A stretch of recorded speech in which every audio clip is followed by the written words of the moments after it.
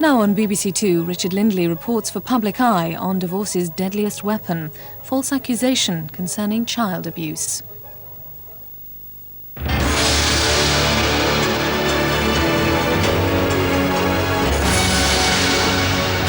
In divorce, there's a perfect way to stop a child seeing its father, accuse him of sex abuse. Well, it's the low of the low, isn't it? I mean, it's an evil thing to do. Families are discovering that a false allegation of child sex abuse is divorce's deadliest weapon. I see it as the ultimate weapon. I see it as the big club. If you want to win your divorce, accuse your spouse of abusing your kids, and you cannot lose.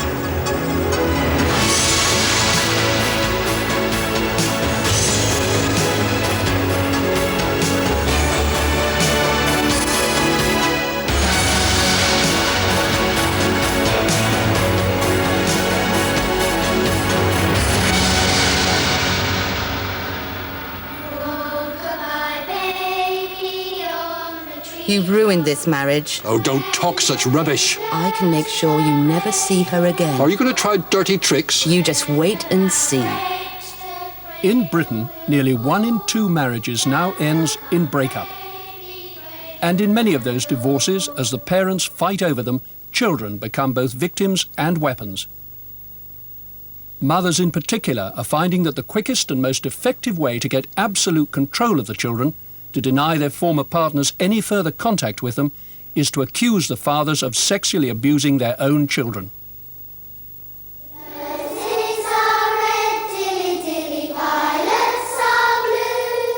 It's only recently we've come to accept that child sex abuse is not uncommon, even within families. I never told anyone what happened, because no one ever asked me. Organisations like Childline have given this emotive subject a high profile, so false allegations are a powerful weapon. When these accusations of child sex abuse are made, nearly always against the father, the lives of the alleged abuser and his alleged victim are torn apart. Their relationship is always damaged, sometimes destroyed. Rather than risk further pain to these families, we've decided to use actors to illustrate our cases. But what you will hear are the actual words used by the people involved when they told us their story.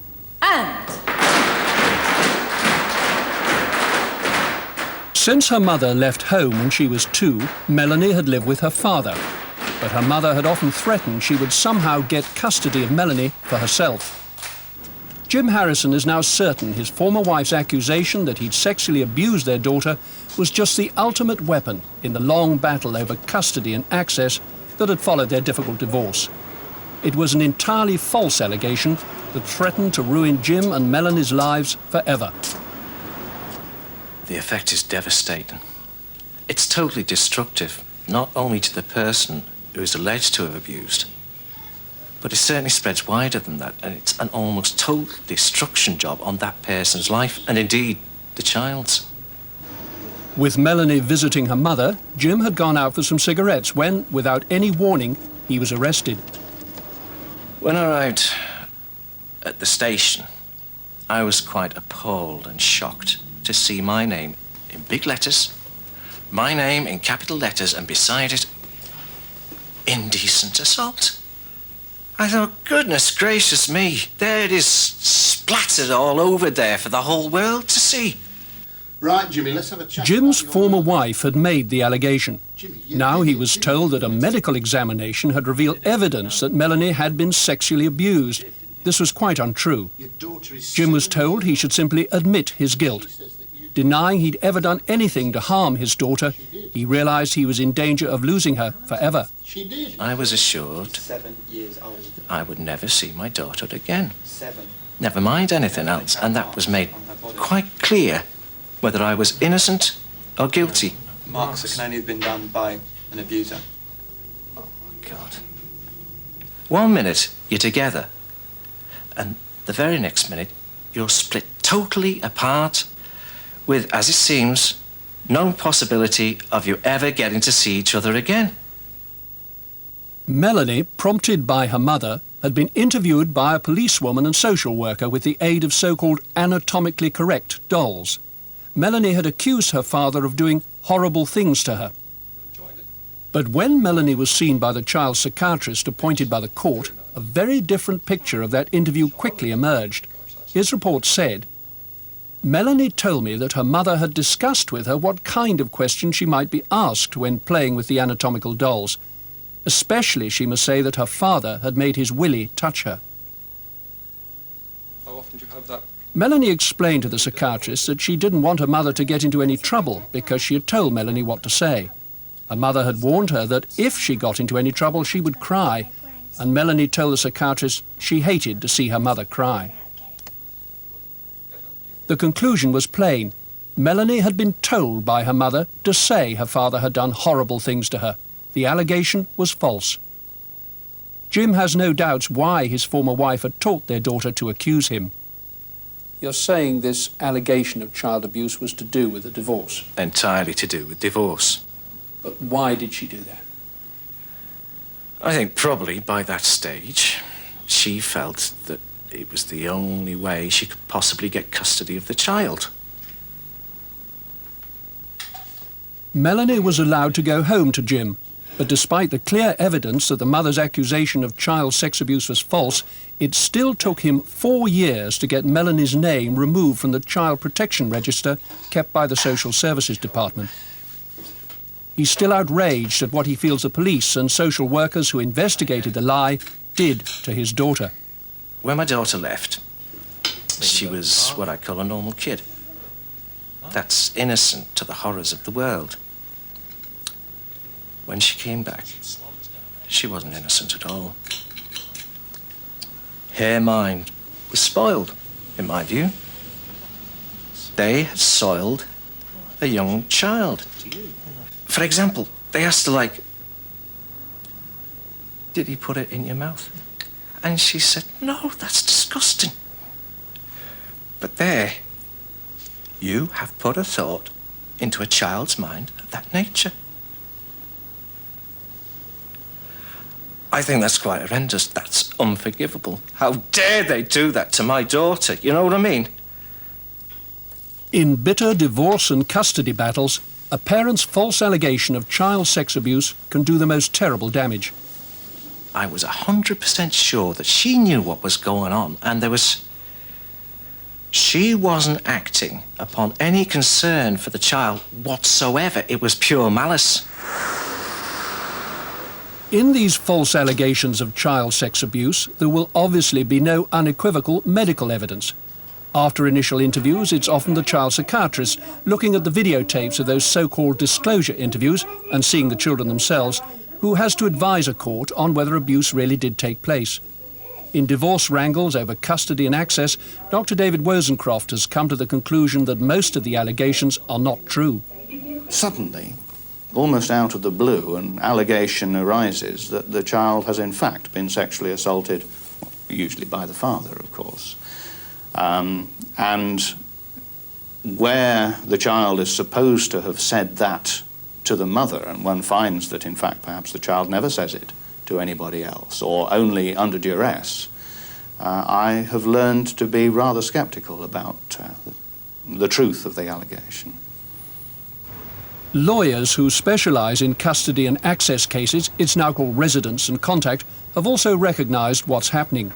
In the last 15 years, there's been a dramatic increase, and in the last 10 years, sexual abuse allegations have almost become an epidemic in contested contact cases. Now, in these cases, what proportion of these allegations are false?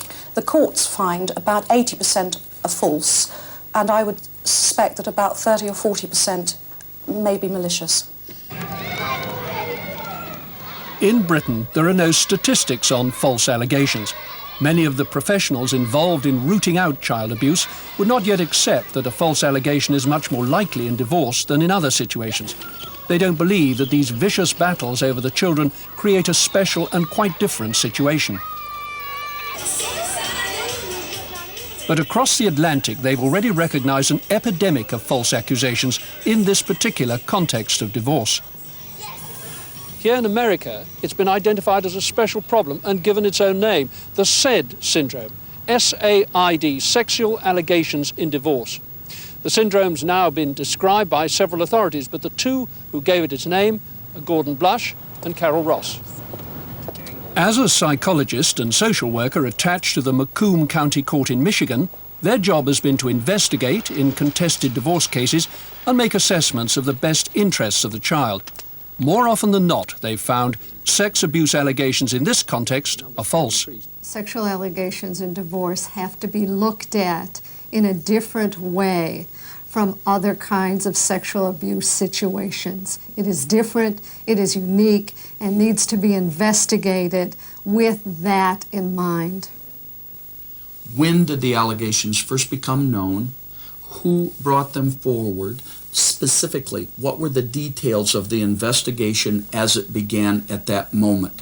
Look back in time, what was happening in this family just prior to that particular time, and what you will often see is that there was a series of events leading up to the nuclear explosion.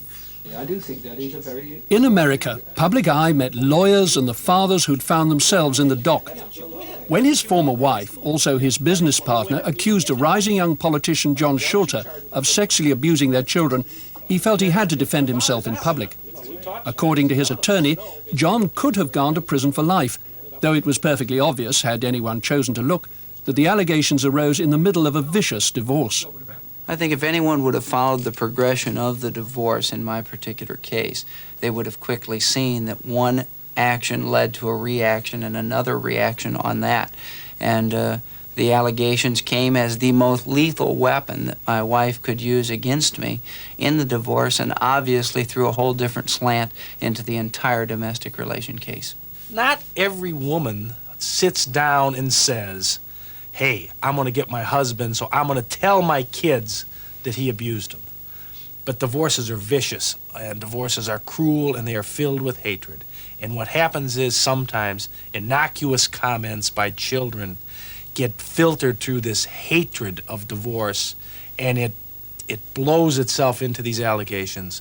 The case starts rolling. The professionals are totally irresponsible. They look, instead of looking objectively, they look to backfill the allegations, and as a result, those children are hurt just as if someone had sexually abused them.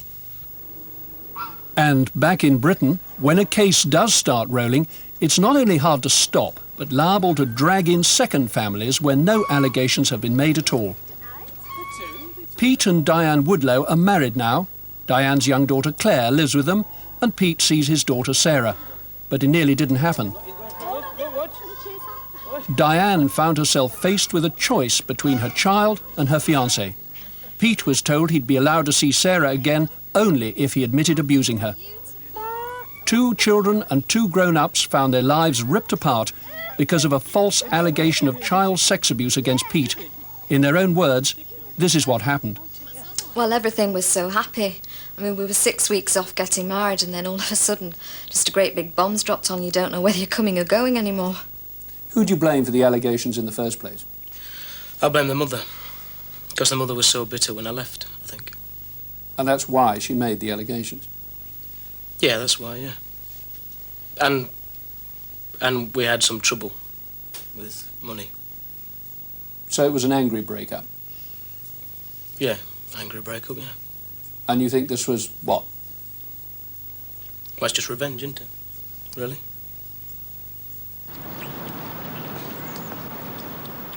Sarah's mother was understandably upset when Pete ended their long relationship, and she was furious he'd moved in with her friend Diane and was planning to marry her. I just don't think I could believe it, more than being angry, really. The bitterness came out after, when I knew that Sarah had got to go down, be in the contact together.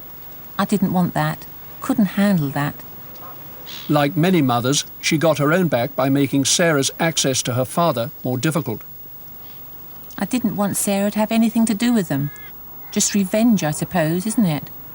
The court welfare officer had been sent to report on the access difficulties. She found Sarah's mother selfish and obsessive, preoccupied with revenge rather than her daughter's interests. Nevertheless, when the mother said she didn't like the way Pete was bathing Sarah on access visits, the welfare officer passed on the insinuation to social services. Pete was arrested. I was frightened to death. I was completely frightened. I mean, they're saying you've abused your child, and I suppose another thing, I mean, you've never heard words like that from other people, you know, words like vagina and penis and words like that. I mean, it's a personal thing. You know, to be talking about it and to be questioned about it, I mean, it's terrible. Terrible to be talking about something like that and to be accused of it as well. We had to cancel the honeymoon, had to cancel the wedding plans, send out letters saying there wasn't going to be a wedding. You can't write to people saying, you know, there's not going to be a wedding now. Pete's now been arrested for child abuse. You know, it was very difficult. So where do you tickle your friends? The only evidence against Pete was what his daughter Sarah had said in a rather unorthodox disclosure interview with a social worker and a policewoman. Sarah apparently told them how her father had touched her genitals while he was sharing a bath with her. Later, the judge was critical of the leading questions put by the inexperienced social worker and of the fact that the interview was not video or even tape recorded. Raising the possibility Sarah had been coached by her mother, he asked why it was that she'd apparently chosen this particular moment to make these allegations. Said the judge, "She was giving the story to a wholly sympathetic and receptive audience prepared uncritically to accept the truth of what she said. Social services lost no time in making up their minds that she was telling the truth." But now Diane's own young daughter Claire was dragged into the affair. Just in case Pete had abused her, she too was forced to have a medical examination. I don't like to even think about it. It was disgusting. She was very frightened at the doctor's surgery and basically was just tearing the child's legs apart at the end of the day to look to see if there was any evidence there that, you know, she'd been abused. You know, it was something she was going through for absolutely nothing. I mean, why should she have to go through that? It's something she might remember for the rest of her life. Social services now insisted that Pete must move out of Diane's home and have no contact whatsoever with either of the children. If he did, Diane's daughter Claire might be taken away. All this put Diane and Pete's relationship under great strain. I remember when they first told me, I went to the first case conference. It was like a week after Pete had been arrested, and one of the social workers had to help me down the stairs because I just couldn't walk anymore. They just threatened me so much that I just didn't know where life was going anymore. And it's because they said that I got to choose either Claire or Pete, and I couldn't have them both.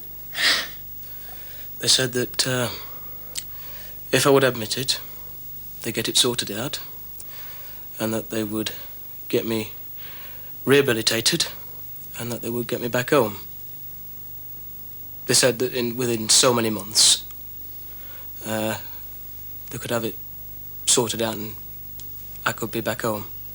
If you admit what you've done. What did you think of that? There's no way I'm admitting to something I haven't done. No way. Why should I? If you haven't done it, you haven't done it. What did you think of them for making that? The bastards. Yeah, really. For 18 months, Pete could not live with his fiancée or see his daughter. A vengeful parent who makes an accusation of child sex abuse gets what they want. Usually all contact between the child and the alleged abuser is cut off. Social workers see it as protecting the child, but it can do long-term damage to the relationship.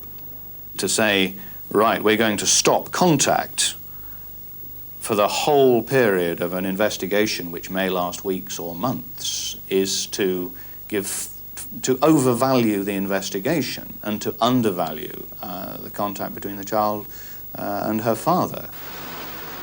In the end, the judge decided Pete had not abused his daughter Sarah. He was allowed to go home to Diane and be with the children. But he's frightened now to see Sarah without another adult around, bitter about the allegation his former partner made against him. Well, it's the low of the low, isn't it? I mean, it's an evil thing to do.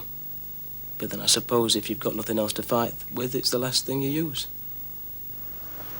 After she'd first hinted at Pete's alleged sex abuse, Sarah's mother seemed to play the whole thing down, almost, said the judge, as if she did not herself believe the allegations.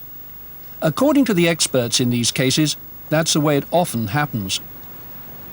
These women are very deliberate, in my opinion. I think that they know what they're doing, and because they want to gain the advantage, what they will do is they will say, I think something's wrong with my child. I'm not sure. The system then takes on the allegation and runs with it for mom, and she can come back and say, I didn't believe it. I just was concerned about my child.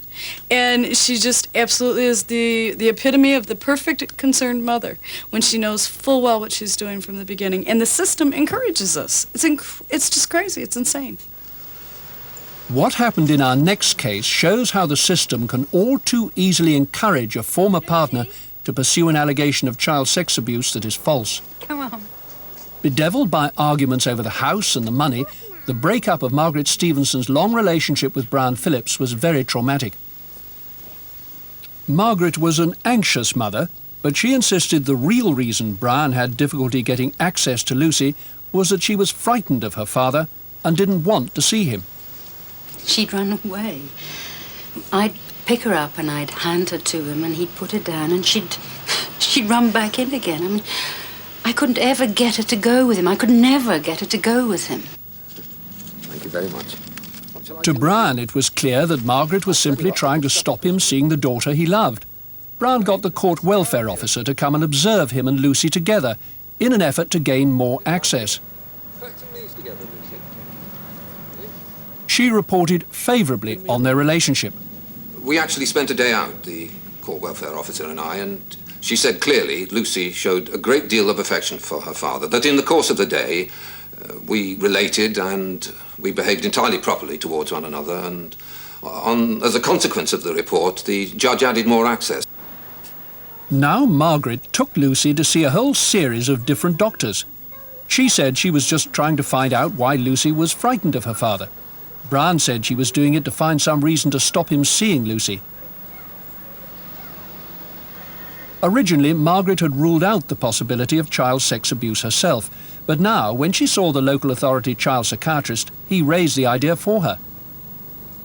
Stepping into the middle of a long-running divorce row, he wrote, "Most importantly, the possibility of sexual abuse must not be excluded, although there may be other reasons for Lucy's behaviour."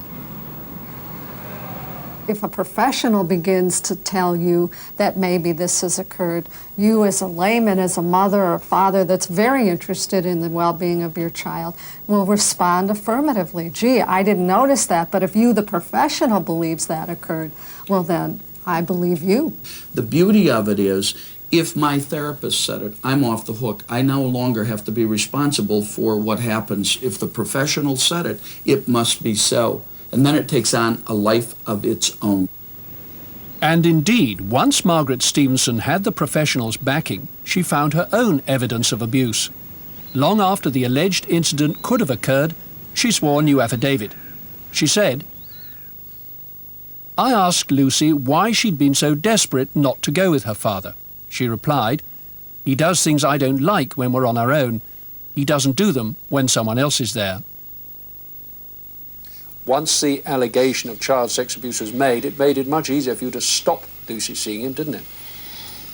Yes, it did, but I didn't bring up the question of sexual abuse. Brian discovered that the local authority, without seeing him before any investigation, was now backing Margaret's attempts to stop him having access to Lucy. There was an involvement with the local authority psychiatrist, and it was inevitable after 3 bouts in the county court they could not prevent access. And I think this was another method by which they decided this is going to stop him once and for all. How are you then, Lucy? Over several months, Brian was allowed 2 or 3 meetings with Lucy, but only under supervision at the local social services department. Despite some 10 sessions with a social worker, Lucy never told anyone, other than apparently her mother, that her father had sexually abused her. Eventually, the local authority gave up and abandoned their investigation. Later, Dr. Wozencroft was asked to study the papers in the case. Saying there appeared to be little or no evidence that sexual assault was ever an issue, he concluded, "As time goes by, Ms. Stevenson is actively seeking to prevent access. When the allegation of sexual assault is raised, she does not actually have to make much effort to pursue it. She's easily able to recruit gullible professional people to pursue it on her behalf. It's a bit unnerving to think that the professionals can be taken in like this. I found it unnerving, yes, because it was one of those cases in which when one read the reports were written as though the child were making spontaneous disclosures of assaults. And in fact, all that one had was a mother saying that her child had said such and such a thing to her. And I think that not just the social workers by any means, but many of the people in that case entered the case with a terrifying lack of objectivity.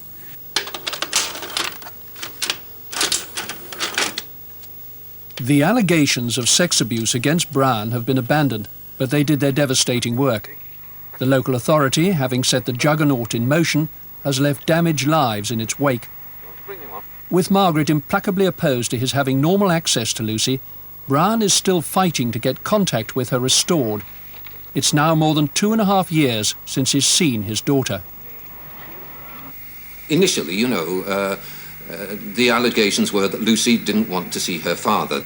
And I now think that because of the passage of time, I now think that because of the way Lucy was subject to the most appalling and subjective inquiries, that we now probably have reached that stage and it has become self-fulfilling. She probably doesn't want to see her father anymore because every time she wants to see her father, what happens? She gets, somebody steps in and she gets in another of these examinations. It's enough to strike horror in the heart of anybody, an adult, I mean a mature adult, let alone a developing child.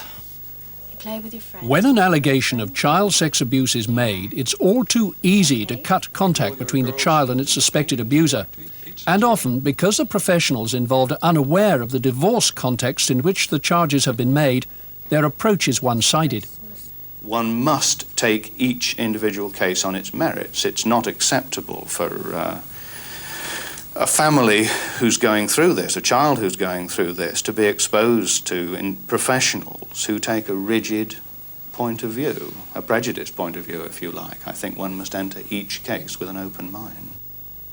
As for the angry parents falsely alleging child sex abuse, whether they let themselves be carried along by over-eager professionals or maliciously invent these allegations, they bear a heavy responsibility.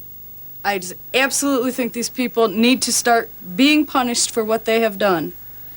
Any person, male or female, who can convince a child that they have been molested when they have not, has emotionally harmed the child and sexually oriented that child, emotionally, sexually abused that child, should go to jail.